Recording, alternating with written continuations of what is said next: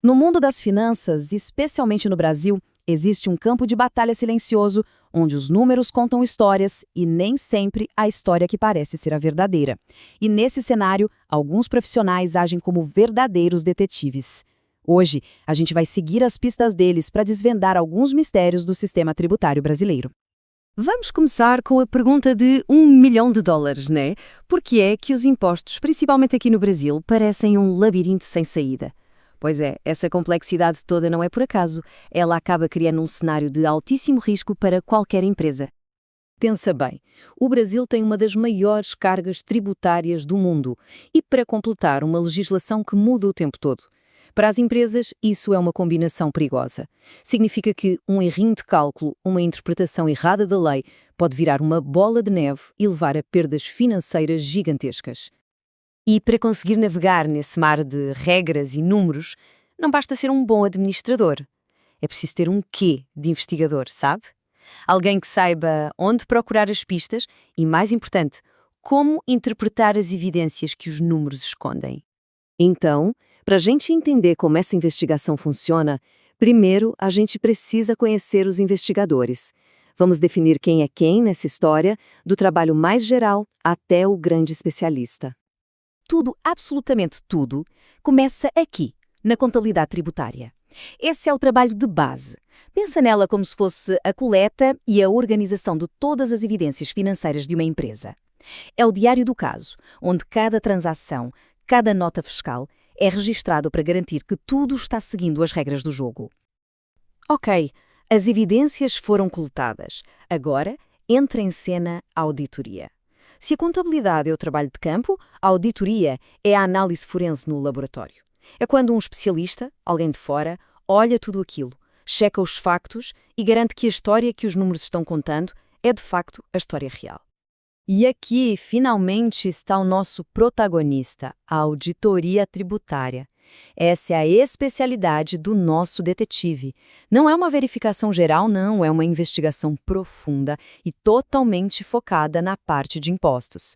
O auditor tributário é o especialista que sabe exatamente onde procurar por inconsistências, por riscos escondidos, tudo para garantir que a justiça fiscal seja feita. Certo. Mas como é que esse detetive trabalha na prática? Bom, todo bom investigador tem o seu kit de ferramentas. E na auditoria tributária não é diferente. Só que em vez de lupa e pó para impressões digitais, as ferramentas são técnicas bem precisas para descobrir a verdade por trás dos números. As ferramentas do auditor são muito metódicas. A inspeção, por exemplo, é ir lá e analisar os documentos físicos, os contratos. A confirmação externa é como checar um álibi. O auditor liga para o banco, para um cliente e confirma uma informação. O recálculo é refazer as contas da empresa para ver se a matemática fecha. E a observação é ficar de olho nos processos para entender como as coisas realmente funcionam no dia a dia. Cada técnica é uma peça do quebra-cabeça. Mas, atenção, nem toda a análise fiscal é uma investigação de folgo. Existe uma diferença fundamental entre uma verificação mais de rotina, que a gente chama de revisão, e uma investigação completa, que é a auditoria. Vamos ver qual é a diferença. Esse quadro aqui deixa tudo bem claro. Uma revisão tributária mais focada. O objetivo dela é identificar impostos que foram pagos a mais para tentar recuperar esse dinheiro. É uma análise mais rápida, olhando geralmente para os últimos 5 anos. Agora, a auditoria é outra história. É um exame profundo, sistemático, de tudo, financeiro, contábil, tributário. O objetivo não é só achar um erro, mas avaliar se os procedimentos da empresa estão corretos. É bem mais ampla e resulta num relatório completo de conformidade. Depois de toda a investigação, de coletar as provas, de analisar cada detalhe, chega a hora do julgamento. No mundo da auditoria, esse momento é chamado de opinião. É basicamente a conclusão formal do nosso detetive sobre o caso. E existem 4 resultados possíveis para esse veredito. Uma opinião sem ressalvas é o cenário perfeito, um atestado de que está tudo em ordem. Uma opinião com ressalvas já acende um alerta. Olha, no geral tá ok, mas encontramos esses problemas aqui. A opinião adversa é um sinal vermelho. Os números estão muito errados. E, por fim, tem a abstenção de opinião, que é quando a névoa é tão grande, a falta de provas é tanta, que o detetive simplesmente não consegue dar um veredito. E olha, essa decisão não é tirada do nada, não. Existe uma lógica. Basicamente, o auditor avalia duas coisas: a natureza do problema e o quão generalizado ele é. Se o problema é relevante, mas é um caso isolado, a opinião é com ressalva. Mas se o problema é relevante e se espalha por toda a empresa, aí a coisa fica séria e a opinião se torna adversa. É um processo bem estruturado para chegar na conclusão certa. Bom, agora que a gente já entendeu a teoria, as ferramentas e os possíveis vereditos, que tal ver o nosso detetive em ação num caso da vida real? É aqui que a teoria vira prática e todas as peças se encaixam. Então, vamos lá. O nosso caso é de uma cooperativa aqui no Brasil. E o foco da investigação são dois tributos federais bem importantes: o Imposto de Renda da Pessoa Jurídica, o IRPJ, e a Contribuição Social sobre o Lucro Líquido, a famosa CSLL. Os dois, como o nome diz, são calculados sobre o lucro da empresa. Ao começar a investigação, a primeira prova que o auditor analisa é essa aqui: é a declaração original da empresa.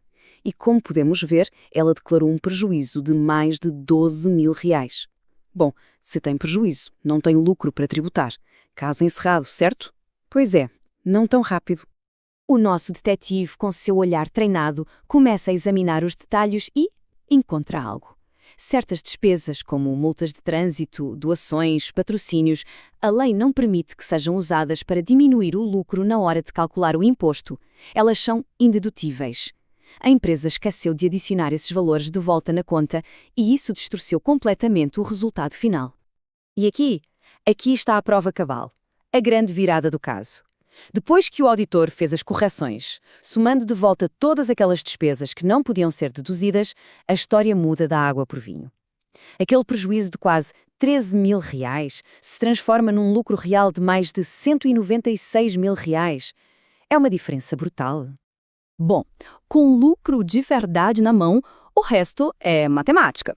O passo final é aplicar as alíquotas dos impostos. O cálculo do IRPJ, que é de 15%, e da CSLL, que é de 9%, é feito agora sobre essa nova base de cálculo, a correta. E o resultado do trabalho do auditor é esse aí: R$ 47.101,17. Esse foi o impacto financeiro da investigação. Uma empresa que achava que não devia nada, na verdade, tinha uma dívida fiscal de mais de 47 mil reais. Um erro que virou uma responsabilidade bem grande. Então, o que a gente aprende com esse caso todo? Primeiro, que a auditoria fiscal é de fato um trabalho de investigação minucioso.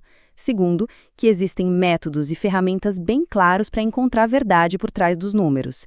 E, por fim, que esse trabalho é fundamental para a justiça fiscal, garantindo que as empresas paguem o que é devido e não sejam pegas de surpresa com passivos que estavam escondidos.